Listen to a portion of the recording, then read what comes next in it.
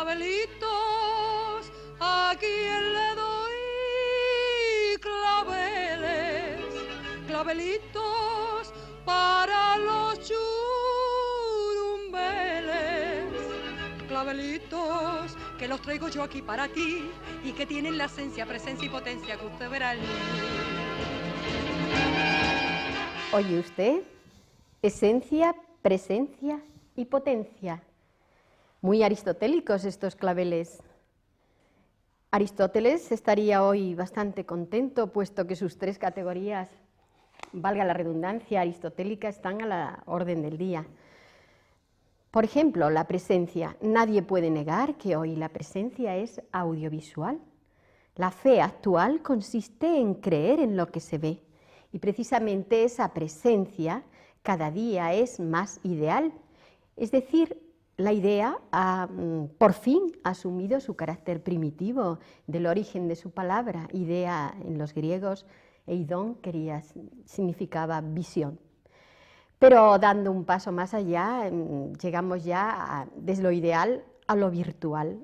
O sea que hoy la presencia real, que ya de por sí era ideal, se ha vuelto virtual. Así que solo lo que sale en la televisión existe, como decía Andy Warhol, y luego se ha repetido tantas veces. Así que usted o yo vamos a hacer aquí un acto de existencia, pequeñito acto de existencia, porque todavía la TeleUNED está recién nacida y no ha entrado de lleno en el reino del imperio audiovisual, así que es un pecado venial. Pasamos a la segunda categoría aristotélica, que es la de la potencia. No hay otra cosa más anunciada desde la publicidad y desde los anuncios que eso de la potencia, bien sea la del automóvil o la de los masculinos luciendo calzoncillos Sansón. Y no digamos las mujeres que teníamos el privilegio de que no teníamos que demostrar nuestra potencia, puesto que nuestra capacidad era inconmensurable y por lo tanto no estaba sometida a la cuantificación de la potencia masculina. Hoy día nos hemos vuelto también de alguna manera potentes y falocráticas, con lo cual ya se sabe que al volvernos potentes había que pensar que solo los potentes impotentes pueden ser. El precio es caro. Y tenemos la tercera categoría aristotélica. ¿Quién es la que mueve por fin esa esencia y esa presencia, esa presencia y esa potencia, si no es la esencia? ¿Y cuál es la esencia? Sino la gasolina. Todo lo mueve la gasolina y el imperio del automóvil. Así que Aristóteles estaría hoy bien contento que por fin están sus tres categorías aristotélicas perfectamente configuradas y aconchavadas. Por cierto, ¿qué nos dice un estudioso de Aristóteles de la posible vigencia de Aristóteles hoy día? Aquí tenemos a Antonio Escotado, profesor de la casa y buen conocedor de Aristóteles. Pues mira, a mí me crean grandes dificultades decir algo un poco articulado sobre Aristóteles, porque podría intentar tomarlo a broma, pero fue tan maestro y sigue siendo tan maestro mío que no me atrevo a tomármelo a broma. Se me ocurre que Aristóteles fue el que inventó la palabra sustancia, que empleamos todavía casi fundamentalmente para referirnos a la cantidad de sabor que tiene un caldo o una salsa, pero él dijo, frente a todos los demás que mantenían que la sustancia era una, e infinita y omnipotente, él dijo que las sustancias eran sustancias particulares, o sea que tan sustancia era mi zapato como mi persona, como la UNED. Él afirmó que lo particular es lo real, que los dioses eran múltiples y que eran todo menos omnipotentes, que probablemente eran seres felices y que desde luego se ocupaban poquísimo de los asuntos humanos. Por cierto, que es muy interesante esta descripción de la sustancia en Aristóteles y ya es hora de que le demos al saber su carácter de sabor o de sustancia, porque realmente el saber, y sobre todo el saber académico, bien lo sabe usted, que se dedica a la educación y a la enseñanza, es casi siempre un cúmulo de abstracciones que una de sus notas más características es precisamente la falta de sabor, la falta de senso o de sentido, de sensibilidad, sensualidad, la falta de sensualidad en el saber cuando pierde su sabor. Sería interesante de alguna manera volver a retomar este carácter sabroso o saboroso del saber. Y podríamos también estudiar un poco tal y como bailamos un merengue o algo por el estilo, ¿sí? Sí. Pero es que la ciencia se ha convertido en una profesión. De la ciencia se vive como se vive, pues no sé, de la fontanería o de la arquitectura. Y en esa misma medida, pues lo que tenía de componente vocacional y de sabor final, pues se ha mediatizado mucho, claro. En la medida en que es una profesión, las gentes llegan allí y luego además no solo quieren ocupar un puesto docente, sino muchísimas veces quieren llegar a ocupar un puesto directivo. Y poder, por ejemplo, hacer la contrata de ascensores o hacer la supervisión de las obras de una nueva facultad o de una nueva universidad. Esto antes no pasaba, es evidente. Y claro, estas personas que utilizan la filosofía, el amor al saber, como un trampolín profesional y luego incluso como un trampolín político y para medrar en la existencia, pues es difícil que hagan otra cosa que pasarse la vida diciendo que su asignatura y la ciencia es totalmente ciencia.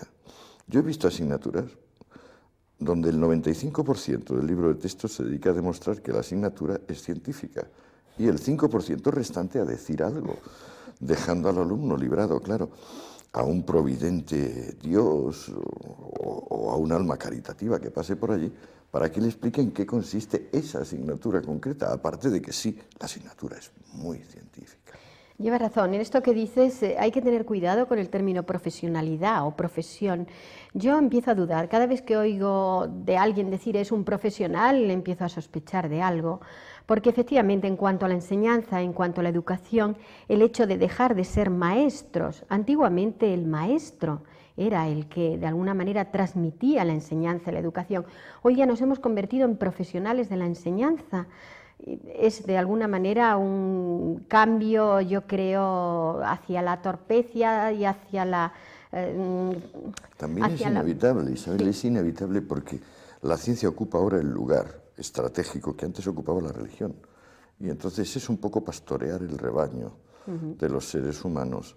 Y igual que antes se les enseñaba teología o dogma, pues ahora se les enseña teología científica y dogma científico, pero no vamos a conseguir realmente lo que tendríamos que volver. No lo vamos a conseguir, pero tendríamos que hacerlo, que es comprender que la ciencia en sí es un mito, es el más hermoso mito, el más digno de ser perseguido, el más admirable, pero es un mito. Es decir, los seres humanos nunca sabremos a ciencia cierta nada.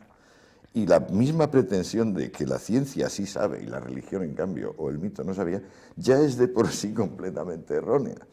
Sí, hay que considerar que aquella división entre mitos y logos fue fruto de una evolución histórica, pero que desde luego no contribuía en absoluto al acercamiento a la verdad. El cuento de la ciencia debía de ser otro cuento más dentro de los mitos, ¿no? Y sin embargo no, parece que la ciencia tiene pretensión de verdad porque dice que trata de la realidad y cree que va a conocer la realidad. Olvida la ciencia, por ejemplo, que ella es ya un caso de lenguaje y usa un modelo y un modo de lenguaje que está a su vez construyendo realidad. Por lo tanto, efectivamente... Por supuesto, pero y más aún, hay una ciencia que sí es verdadera, que es la ciencia descriptiva. Por ejemplo, la botánica, por ejemplo, la astronomía, por ejemplo, la lingüística. Pero hay una ciencia que no es verdadera, que simplemente es controladora, que hoy se solidifica en forma de física tanto macroscópica como microscópica, porque esa ciencia en realidad no pretende describir lo real, lo que pretende es predecirlo. Por supuesto. Mantiene que lo que hay que buscar en las cosas es la ley. Se pasa la vida buscando leyes en las cosas y luego, después de encontrar una serie de leyes apaletadas, acaba queriendo comprimirlas. Y digamos, en la famosa teoría del campo unificado, también llamada teoría estándar, todo de lo que sucede desde que se originó lo real hasta que se termine se puede comprimir en una sola ley, progresivamente simple, que al final ocupe menos de una línea. Eso es una pretensión completamente ridícula, pero exactamente igual que la pretensión del poder político y la pretensión del poder teológico. Es decir, yo siento una ley y esta ley es obedecida, y esta ley es muy sencilla. Puede ser, por ejemplo, yo soy el que soy, como dice el Antiguo Testamento, la Biblia hebrea, o alguna otra variante, como la del pobre Stephen Hawking, que va con su silla escribiendo ahí para que le escuchen dentro de esa penosa enfermedad que padece, pero es siempre lo mismo. Lo real está sometido a leyes y en realidad estas leyes son una sola, y esta ley, una sola, explicará todo.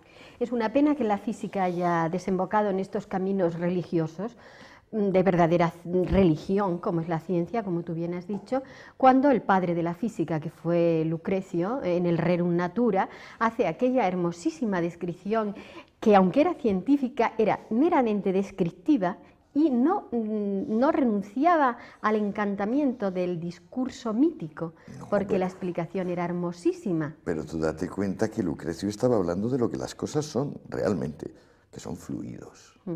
Pero la ciencia, a partir de Galileo y Newton, hasta ahora, no habla de fluidos. Para la ciencia físico-matemática, un chorro de agua que sale de un grifo es un monstruo. Se le llama turbulencia, se le llama fenómeno caótico, y es una aberración anticientífica, pura y simplemente porque su complejidad, su libertad, su autoinvención en cada instante, indigna al científico que lo que quiere es una trayectoria lineal, regular, predecible. Sí, y una esclavitud enorme a las relaciones causa-efecto. Es que sería, vamos, habría que pedir a la ley de la ciencia es que se dieran todos los casos. Es decir, no dudar siempre de una ley que no pudiera demostrar cada uno de los casos. Claro, esto no es posible, no habría tal ley, por lo tanto, habría que empezar a sospechar de toda ley que no cumpliera cada uno de los casos. Ahora que hemos enlazado con este tema de Epicúreo, de los epicúreos y de Lucrecio y del comienzo de la física, sería interesante ver, cuando tú antes me has hablado de las ciencias descriptivas, parte de lo que tú de alguna manera has trabajado de modo tan preciso y yo creo tan precioso en muchos de tus libros a propósito de la experiencia psicodélica y de las drogas.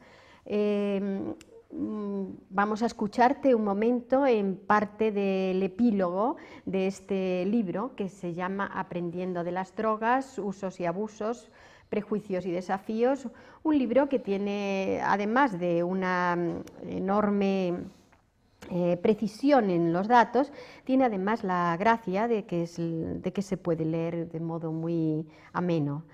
Dice, por ejemplo, la cuerda que sirve al alpinista para escalar una cima sirve al suicida para ahorcarse y al marino para que sus velas recojan el viento.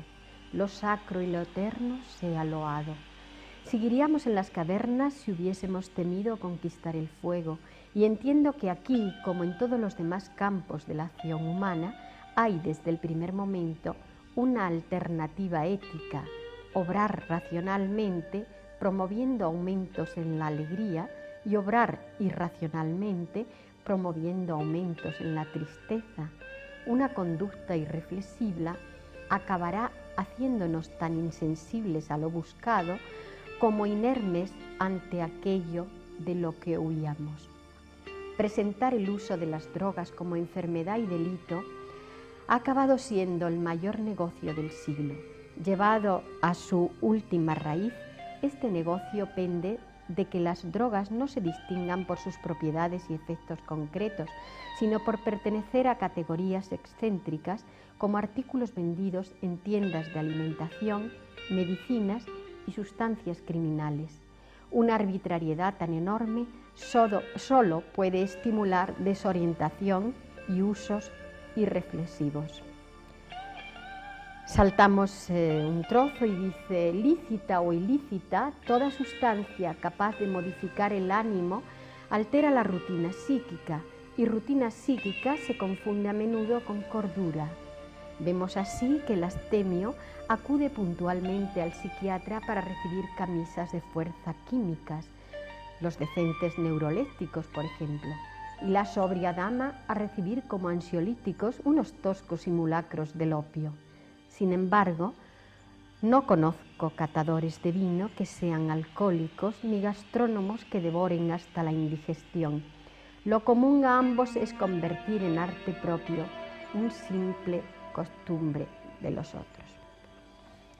Bien, y entramos de lleno en un campo que desde luego es interesante.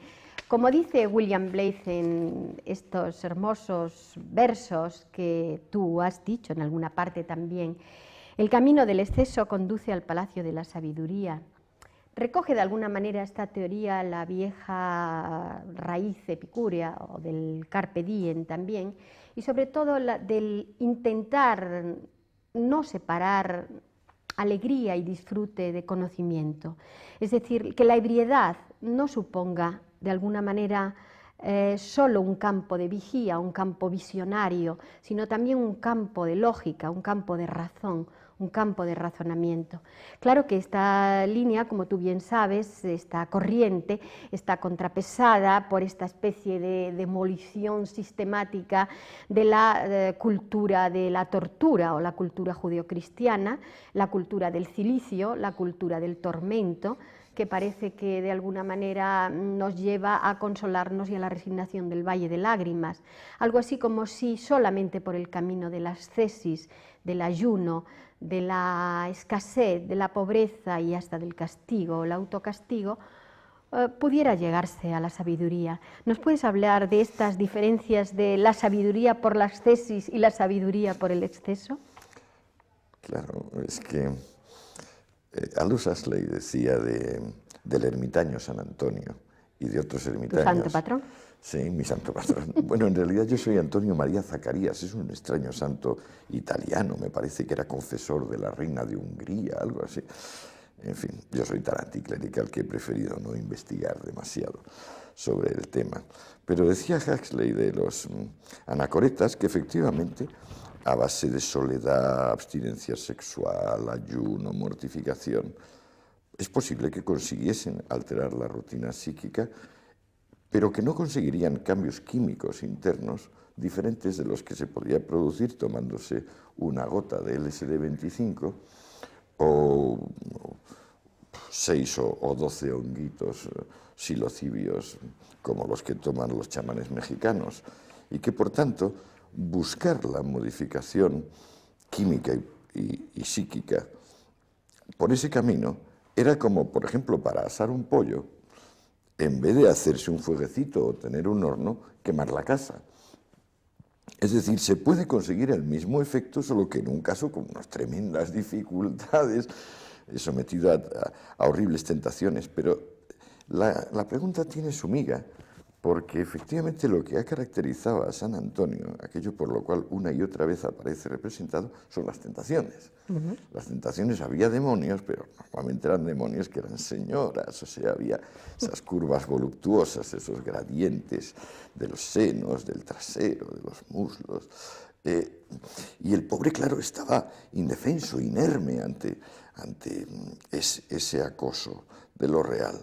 Pues bien, la razón principal de que las drogas estén en el estatuto que ahora tienen, es decir, que no se conciban la ebriedad como debe concebirse, como una de las bellas artes, como una de las primarias bellas artes, el ejercicio de la ebriedad, es que muchísimas personas creen aquello del Padre Nuestro, del mas líbranos de tentación, y consideran que las drogas son una tentación tan enorme que si no viene alguien a ayudarles con su tentación, ellos caerán en la tentación y se encontrarán en la misma situación de San Antonio, asustado por los gradientes lujuriosos de las formas que él mismo desea, pero que al mismo tiempo rechaza, ¿cómo no? De todas maneras, por ejemplo, en el reino de la poesía, que es el que más me atañe y me toca como productora de la misma, yo he admirado siempre esos intentos de celebración de la ebriedad, como en el caso de Claudio Rodríguez, de nuestro excelente poeta, ¿no? Estos versos me han llegado siempre muy hondos porque creo que ahí hay un punto de flexión entre el sentimiento visionario y el conocimiento propiciado por la ebriedad, pero una ebriedad que tiene un punto, una lef, un punto de encuentro, un punto de florecimiento que sería la dosis. Es importante la dosis, ¿no? Decía Paracelso, sola dosis facit venenum. No hay un solo veneno que no sea utilísimo, no ya útil, utilísimo para la humanidad. Me puedo referir a la estricnina, me puedo referir al curare, me puedo referir a la planta digital, que es de todas las que tenemos por aquí, la más venenosa, que sin embargo ha sacado a muchísimas personas de situaciones cardíacas irreversibles y desesperadas. Todos los venenos son sanos. Lo que pasa es que si se toman con una dosis inmoderada se convierten en tanatóforos, es decir, en provocadores de la muerte. De la otra forma lo que hacen es conservar la vida, mejorar la libertad. Es más, toda la farmacopea de la farmacia no utópica, la farmacia oficial, tiene la enseña de la serpiente, porque todos las medicinas y los paliativos procedían del veneno dosificado a una dosis óptima, y es más, la corriente homeopática de la medicina cura a través exclusivamente de la dosis, Claro. el veneno dosificado. O sea, la cuestión quizás sea siempre la armonía y la proporción. Pero ¿cómo le vas a dar armonía y proporción si ya de antemano han sido satanizadas, anatemizadas y algo mucho peor aún, rodeadas de ignorancia, de adulteración y de precios arbitrarios?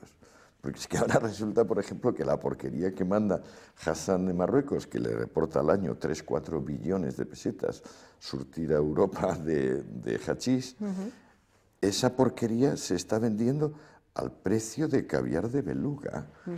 Y sin embargo está compuesta al menos en un 40% de estiércol de burro y en otro 40% restante de clara de huevo, leche condensada, jena y goma arábiga. Entonces, ¿cómo es posible que las gentes consideren la ebriedad como una de las bellas artes si se encuentran en esta hiperdramática situación de ignorancia, adulteración y sobreprecio? Sí. De alguna manera el término, por eso se dice siempre consumo al lado de drogas, porque en realidad se quiere convertir a la droga en el paradigma del consumo, toda la metafísica del consumo. Isabel, es que además hay que tomar en cuenta que cada tiempo necesita un mal absoluto. Entonces nuestro tiempo tiene dos males absolutos que ya se han unido, el terrorismo y la droga. Entonces es el narcoterrorismo. Las personas se unen, o sea, cada cual, digamos, tiene su egoísmo, odia o desprecia a su vecino, pero se encuentra unida a su vecino en el sentido de que los dos están seguros de que la droga es mala, la droga mata, la droga es muerte y la droga hay que prescindir. Entonces, como cada tiempo necesita esta ilusión de un mal absoluto, pues, ¿qué le vamos a hacer? Ya se acabará. No, y de alguna manera tranquiliza mucho a las familias bien pensantes de La Moraleja y de los sitios donde viven los ejecutivos, es decir, el suburbio opulento, pensar que sus niños son felices en esas familias porque sus niños no son drogotas. Es decir, de alguna manera da un efecto de tranquilidad. El efecto de la patología esa de los márgenes, les da a ellos la sensación de que ellos viven en la más absoluta normalidad. Pero además no es verdad, pues los sondeos informales y formales en institutos de enseñanza media españoles del año pasado, de hace 3 meses, indican que más del 50% de los estudiantes de enseñanza media de los últimos cursos, varones, más del 50% fuman hachís. Sí, Lo que pasa es que la porquería que manda el moro. Sí, pero por supuesto estos temas que atañen a estas dos grandes males de la sociedad del bienestar, como tú llamas, lo de la droga y el terrorismo, son fundamentalmente, tú sabes, actos de propaganda. Realmente yo creo que parte del terrorismo está construido por la propaganda. Si el terrorismo no fuera un ejercicio de propaganda, es decir, de que saliera al día siguiente en todos los televisores cualquier bomba, entonces probablemente se hubiera extinguido por falta de refuerzos. Es decir, que esta sociedad del bienestar y esta era del imperio del audiovisual, nada hay más televisivo, por ejemplo, que un atentado. ¿Hay algo más sangriento y más de imagen que un accidente de automóvil o un atentado? Pues efectivamente, esto está claro que son Pero no es solo dos elementos. Que se le dé publicidad, es que además, si tú encierras un nacionalismo o una patria chica o un provincianismo le quieres encerrar, te encuentras un problema de hidráulica de gases, es decir, o de fluidos. Es como si pones demasiada agua en una presa, acabas reventando la presa. Si pones demasiado gas en un recipiente, acabas reventando el recipiente. Si en cambio abres la presa o abres el recipiente, el nacionalismo se dispersa como un humo por la habitación y no estalla. Es tan claro que todas estas entidades, la patología de estas entidades está fabricada desde la normalidad oficial, es decir, que son fenómenos de contrapunto. Pues los estados generan terrorismos, el orden de la familia bien implica la patología de la droga como patología, no como disfrute y como uso racional, que como toda la vida, desde la antigüedad ha habido en este mundo. Pero la sociedad del bienestar funciona con estos contrapuntos, y todo esto, desde luego, pasado por los medios de formación de masas o los medios de publicidad y los medios audiovisuales. Pero quería retomar de alguna manera el tema de la alegría. Uno de tus maestros, Junger, muy celebrado por ti en bastantes sitios, entiende que hay algo en nuestro interior, que nos aflora desde abajo y que sería como una savia, él incluso se atreve a decir vegetal, quizás por su amor a la naturaleza y al estudio de las plantas y el naturalismo. Es botánico y zoólogo. Sí, y esto es. Pero mi pregunta es, ¿cómo puede el humano, a estas alturas de la civilización, reconocerse en la naturaleza si todo en el humano parece que está marcado contra natura, como por ejemplo la idea misma de la muerte y del dolor, la conciencia? Sí, el saber anticipadamente el morir parece ser lo que verdaderamente nos distingue y es el contenido del mito de Adán y Eva en el Génesis. Lo que pasa es que Junger está hablando de una figura, el emboscado, que naturalmente no tiene sexo, el emboscado o la emboscada, que de alguna manera se siente persona singular, soberana, y jura rechazo eterno a cualquier forma de crueldad. Entendamos por crueldad, definamos la crueldad de una forma sencilla como violencia innecesaria. La violencia no será desterrada de la vida, porque la vida lleva consigo la violencia metabólica. Es decir, tenemos que beber, pero luego lo orinamos. Tenemos que comer, pero luego lo defecamos. Uno empieza a decir, ¿pero por qué tengo que hacer tanto movimiento? O sea, prefiero no beber y no comer y así no tendré que hacer lo siguiente. No funciona. Y no solo es así, sino que la vida se alimenta de otra vida. La vida no come nubes ni come piedras, come vida. A veces he pensado que el hecho de que en el universo no haya una distribución regular de estrellas y galaxias obedece a que solo en ciertas partes surgió la vida. Y entonces las estrellas y las galaxias, aterradas ante este devorador terrible, ante este depredador al fin implacable, se alejaron formando los enjambres actuales. La vida es quizás la forma más pura de la violencia, pero también en el interior de la vida ha crecido la ternura, la compasión, el respeto, el miramiento. Entonces Junger recuerda que en cada cosa viva, si se mira, si se describe, en vez de querer controlarla o predecirla, si se mira y se describe, se perciben veneros de fuerza cósmica, digamos inmensos sís. No el sí del condicional, sino el sí acentuado, el sí del afirmativo. Sí. Entonces, este hombre que ahora tiene 101 años, que cumplirá 101 años el 29 de este mes, que falta poquísimo, faltan 2 o 3 días, pues, claro, demuestra cómo se puede ser un guerrero implacable, un hombre con cruces de hierro por méritos de guerra tremendos, y al mismo tiempo víctima de una arrasadora ternura ante cualquier cosa, ante una brizna de hierba o ante un niño que le saluda. Sí. Quizá esta especie de confianza, no diríamos fe, pero de confianza en esta savia interior, en esta alegría, en esta savia de la vida, le lleva a él también a desconfiar del estado terapéutico, es decir, de la intervención médica como curación de los males. Es decir, que haya una impostación desde fuera de un estado que a lo mejor sí te cura de algunas cosas, pero supone una intromisión en lo que él llama el arcano de tu casa, en el cuerpo. No, es intolerable, es lo famoso consulte a su médico. No consulte a su médico. Toda la historia universal, tanto la occidental como la oriental, mantiene que el que no sepa tratarse a sí mismo, al llegar a los 30 años, no tiene remedio y será un pobre diablo en cualquier caso. No hay que, al médico no hay que consultarle. Cuando uno está muy, muy mal y ya ha agotado todo el arsenal de recursos domésticos y caseros, uno puede escuchar al médico. Pero si uno hace caso al médico, es lo mismo que cavarse su propia tumba. Sí, ya sabes que en nuestra medicina las cosas funcionan así. El médico vive del enfermo, vive de los hospitales. En cambio, la medicina china... vive de la enfermedad. Sí, claro, vive de la enfermedad. En cambio, la medicina china tradicional, el médico de familia se le pagaba porque mantuviera sana la familia. Si la familia enfermaba, dejaba de cobrar. Claro, y con el lo indio cual, también. el médico, bueno, este médico está muy interesado en mantener la salud de la familia. El interés objetivo de la medicina es la enfermedad, no la salud.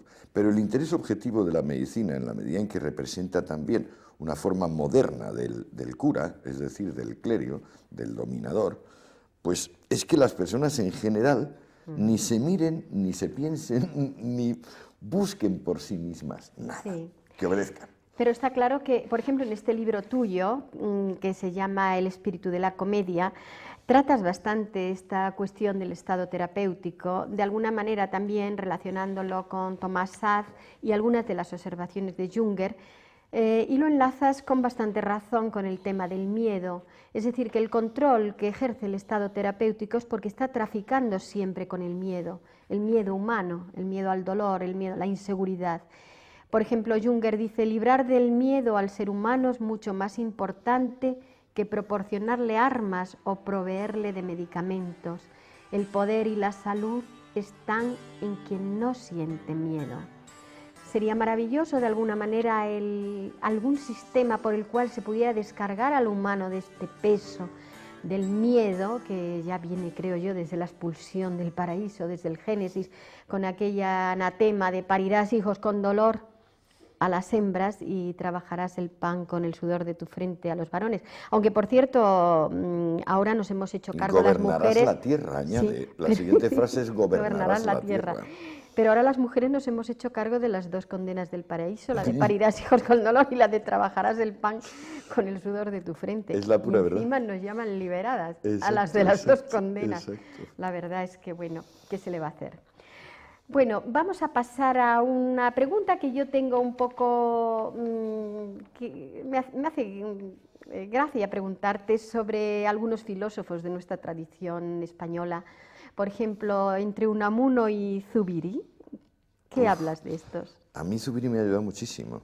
Es más, creo que tengo una deuda con él porque en el libro más serio que he escrito, Realidad y Sustancia, no le menciono lo bastante, no aclaro hasta qué punto tengo una deuda con él.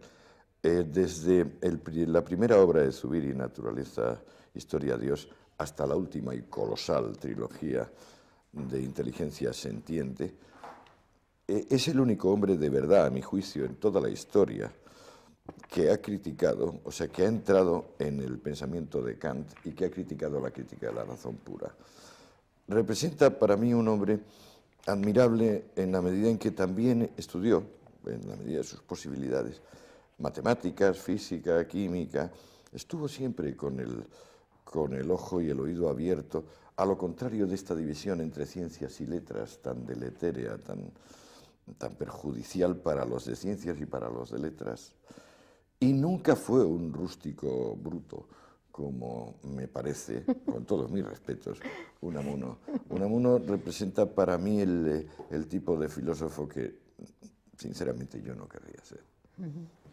Bueno, yo soy bastante unamuniana, pero en fin, por eso me gustaría que esto lo dejáramos para otro día, en un debate nuevo, otra tarde. Pero me gustaría que retomáramos un poco alguna parte de tu libro, del espíritu de la comedia, volvemos a él, en que dice, individuo concreto no es, por cierto, masa ni mayoría. El seco refrán que dice nadie es más que nadie está en lo cierto mientras no pretenda esgrimirse como negación de una diferencia, valga decir jerarquía o rango natural, indiscutible entre los hombres y entre todas las demás sustancias. En realidad, la lógica idealista de la sumisión ha dado paso a una lógica socialista de la integración. manteniendo sus premisas últimas al tiempo que agrava el nivel de gregarismo y de resentimiento. Me gustaría, respecto a la cuestión del individuo, que comentáramos algo de esto.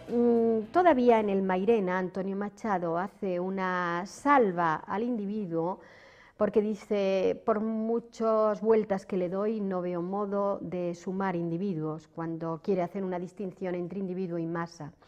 Todavía en estos decenios anteriores a la aparición de los medios de formación de masa, quizá el concepto individuo podía tener algo de rebelión, de rebeldía, de individualidad, valga la redundancia, pero ¿qué pasa ahora que con los medios de formación de masas, esos que llaman medios de comunicación, la operación fundamental de estos medios consiste en la constitución de las masas o formación de las masas precisamente a través de la formación de individuos? Porque si nos damos cuenta, por ejemplo, la publicidad no se dirige a la masa en general, se dirige al individuo diciéndote especialistas en ti, como es el anuncio del Corte Inglés. Es decir, siempre te trata a un tú ilusorio que se cree personalizado, la persona, cuando esa persona no es más que idéntica, clónica, con su vecino o con cualquier otro ciudadano. Es decir, de alguna manera se está haciendo que el individuo sea más que nunca un elemento constitutivo de las masas. Por eso me parece a mí que debemos de retomar de alguna manera eso tan sagrado para los humanistas de antaño y los que luchamos mucho por los sistemas de liberación. El término individuo es un término que yo creo que ha cogido el individuo, el enemigo, lo mismo que ha cogido el término persona. No sé si te habrás dado cuenta de que hoy día todo lo que tiene adjetivo personal en el mercado es algo que te quieren vender. El automóvil personal, el ordenador personal, el teléfono personal, en cuanto ponen el adjetivo personal, echa a correr que es que te quieren de meter el dinero, es decir, que te quieren vender algo, vender la moto. Por eso digo yo, el concepto individuo-persona, hoy día, con los medios de formación de masas, con todo aquello de la voluntad individual nietzscheana, ¿a dónde ha ido a parar todo eso? Es que ahí está, Isabel, en el fondo no hay más que una cuestión. Uno piensa que esto tiene arreglo y entonces se pone a intentar arreglarlo, o uno piensa que esto no tiene arreglo y se pone a intentar, pues bueno, llegar a la muerte inevitable sin demasiadas dificultades. Yo todavía estoy en la primera de las posiciones. Yo creo que las cosas tienen arreglo, porque además lo voy viendo en mi propia vida. Veo que los errores que he ido cometiendo aquí y allá, pues he tenido la suerte en casi todos los casos de poder arreglarlos. Entonces, derivo de ello, quizás, y lógicamente, que también podría tener mejoramiento, por ejemplo, el expolio que padecemos en relación con la estructura gubernativa, o la desconfianza que mantenemos hacia otros países, otras personas. Creo que tiene arreglo, sí, pero tú ten en cuenta que el concepto de masa está directamente vinculado al concepto de ley y al concepto de predictibilidad que antes hablábamos. Es decir, la masa es una idea de Newton para explicar el mundo como cosa inerte, es decir, a Dios como activo y a todos los demás como pasivos. La masa es un camelo, y tan camelo es que hoy en día se dice que para probar que realmente hay masa y que es la masa, hace falta construir un toro, es decir, una rosquilla de 70 kilómetros de longitud y 5 de diámetro, donde lances unas ondas eléctricas y magnéticas brutales, y entonces a lo mejor descubriremos una hipotética partícula llamada el bosón de Higgs, que es la que confiere a los núcleos atómicos masa. ¿Qué significa masa? Masa significa inercia, masa significa usted no es nada. Masa significa Dios es la voluntad y usted es la obediencia. Eso es lo que significa masa. Que las comunidades humanas lleguen a cumplirlo, bueno, pues esto es una desgracia, sí, pero también es cierto que puede ser que esta cuestión de la masa tenga también ese enfoque que tú dices, pero lo que está claro es que el individuo se ha convertido fundamentalmente en un alma dineraria, en dinero. Y aquí tú mismo dices, respecto a la comparación de los vicios, también en el espíritu de la comedia, dices algo muy interesante sobre cuando dices, tras repasar el catálogo de hábitos viciosos, sugiero que solo hay una pasión incondicionalmente abyecta y nefasta para todos en el mundo, que es la dineromanía. Gracias a ella, los más son arrastrados la vida entera por engaños, exactamente como el asno con una zanahoria colgada a 2 palmos del Delfo, y los menos por el ansia de convertir 500 millones en 1000, 1000 en 10.000 y así sucesivamente, pisando para conseguirlo sobre el pescuezo de quien haga falta, pues en tales casos siempre hace falta. Incapaces de negar semejante evidencia, los actuales cruzados antivicio quizás aleguen que la lucha contra la pasión dinerómana es una tarea colosal, pero a estimular sin ambajes ese vicio, a formar concienzudamente esa dineromanía, se dirigen, por ejemplo, los seriales y concursos que el Ministerio de Cultura regala sin pausa a través de la televisión pública, algo que sería infame o humillante en grado máximo si se hiciera por una inclinación del estómago o del bajo vientre, se convierte allí en rutinario, comprensible, si incluye promesas de usurpar, por ejemplo, un complejo siderúrgico o conseguir un viaje gratis a provincia.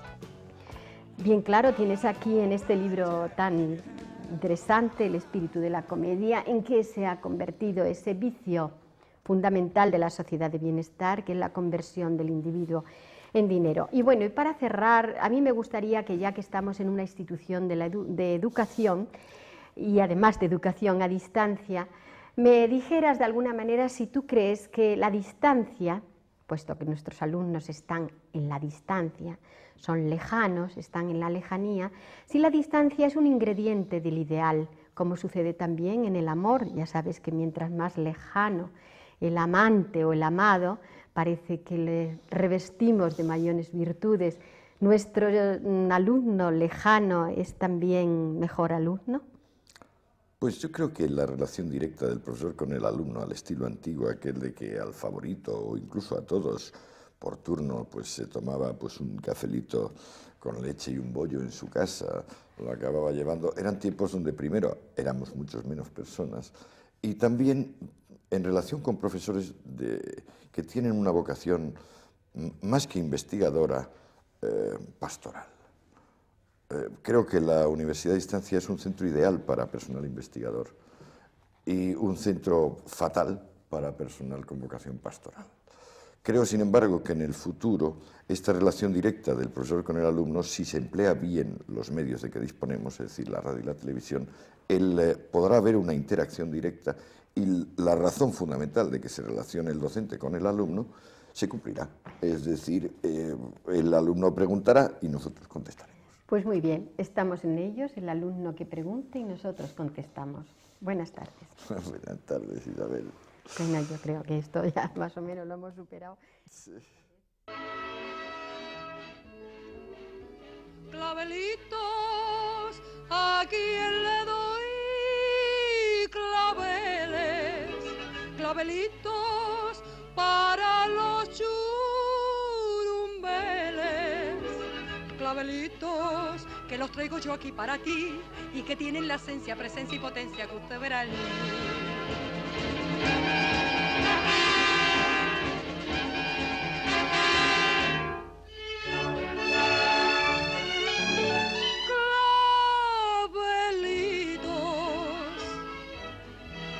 Que los traigo bonitos. Pa' mi novio los traigo reventones chipén, porque tiene muchísimo quinqué, para robar corazones yo le y enseñarle la esencia, presencia y potencia que ya sabe usted.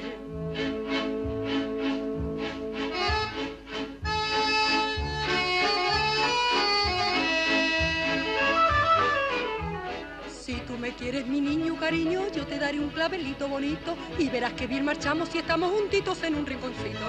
Si tú me quieres, serrano del alma, yo te quiero más a ti, mi cañí, y todos los clavelitos bonitos, todos serán para ti. Todos son para ti, para ti, para ti, para ti.